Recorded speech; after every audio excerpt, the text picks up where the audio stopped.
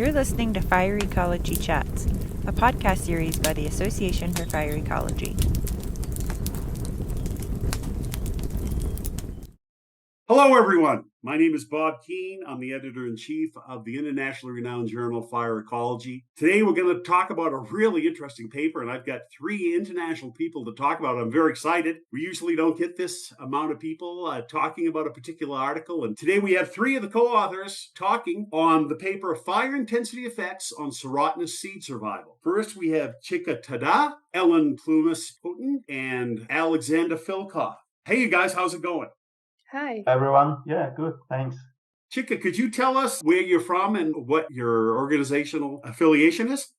Yes, my name is Chika Tada. I did this work while I was a master's student at the University of Melbourne, Australia, with the Fire Wildlife Research Group. I'm now a field ecologist working for a private company. Very nice. Thank you very much for joining us. Ella, could you introduce yourself? Yeah, of course. Thanks for having us. Really excited to be talking to you. My name's Ella Plumanns-Pouton, and I am a postdoctoral researcher at CREAF in Barcelona, Spain. And I did this work when I was affiliated with the University of Melbourne in the same research team as well. Welcome aboard. Alex, how about you? Hi, everyone. Yeah, I'm Principal Research Fellow in Fire Wildlife Research Group at the University of Melbourne. And at that time, I was supervisor of Chika and also worked with Ella on this paper. Well, I surely am really grateful for your time. I know how hard it was to get a common time for us to meet because we're dealing with 4 or 5 time zones here. So, Chika, why don't you tell us about the paper? Give us the elevator speech about this paper.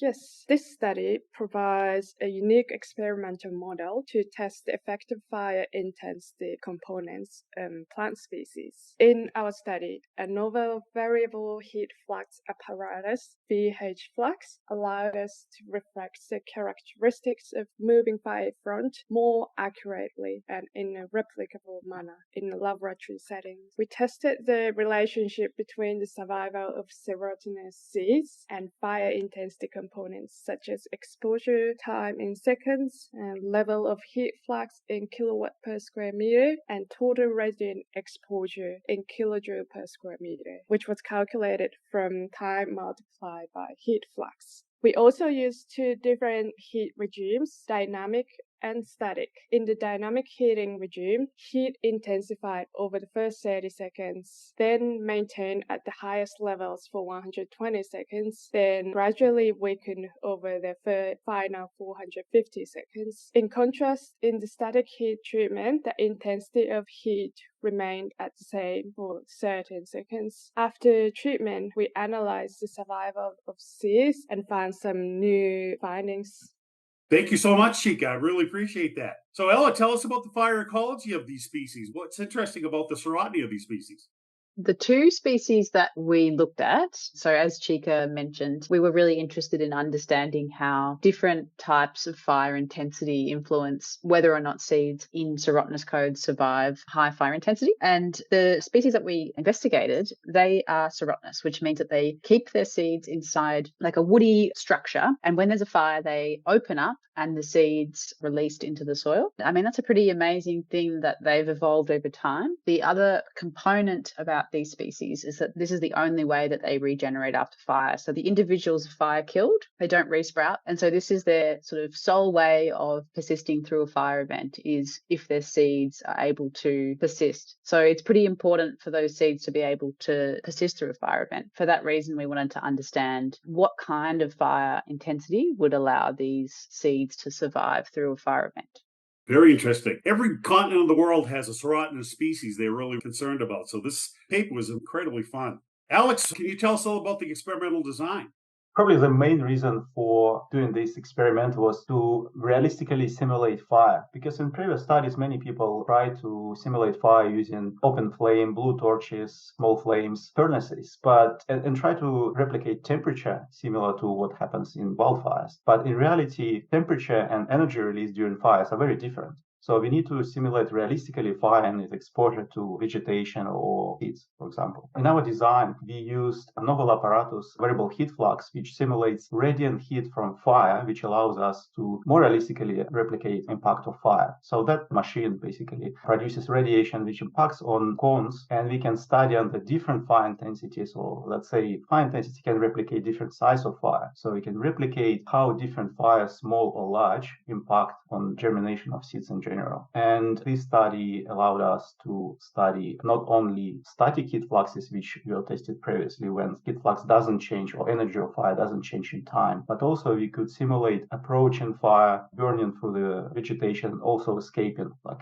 we call it dynamic heat flux, when heat flux or fire intensity changes in time. And that helped us to understand how these different dynamic effects or difference between dynamic and static intensities impact on germination of seeds. And I think Chika or Ella can probably provide more information what we found at the end.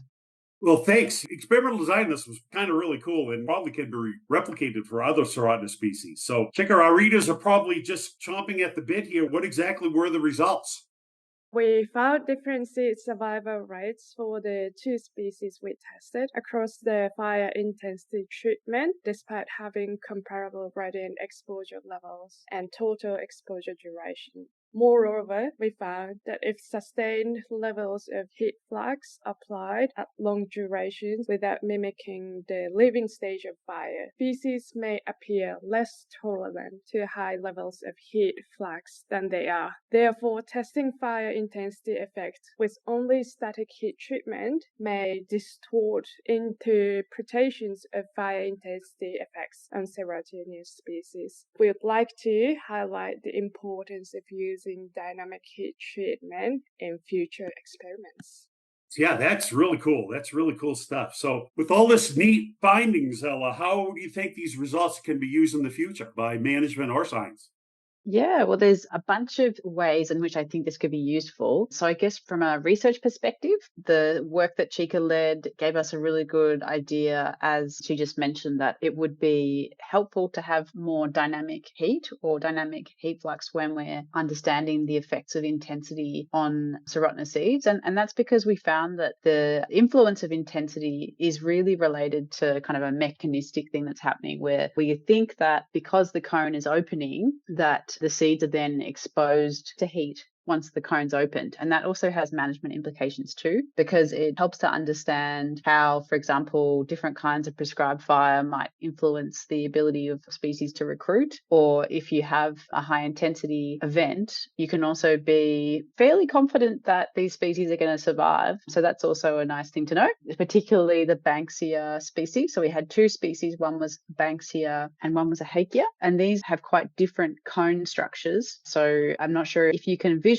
but the Banksia is got lots and lots of different seeds that are on top of it, and a Hakea, it just opens in half and it has two seeds. So Hakea nodosa and Banksia ericofolia. That also gives us a kind of good sense around how different cone structures might inform how you might manage for different fire intensities on different species. So you could apply that to different kinds of species across the world as well, knowing that we did find such different impacts of different forms and dynamics of heat intensity. So that's something that we need to consider in future applications for research and for management. Great. Thanks so much for that, all three of you. Alex, if you want to recognize any other collaborators or funding agencies or anything?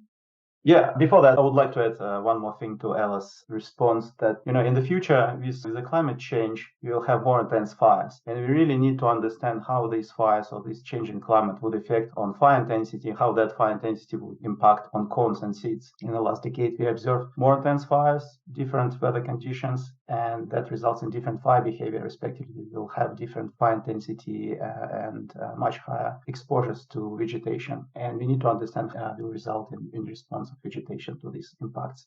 So I would like to thank our co-author, Professor Trent Penman from Wildfire Research Group, Flare Wildfire Research Group, and also acknowledge support of Australian Research Council project to support this paper. Thank you.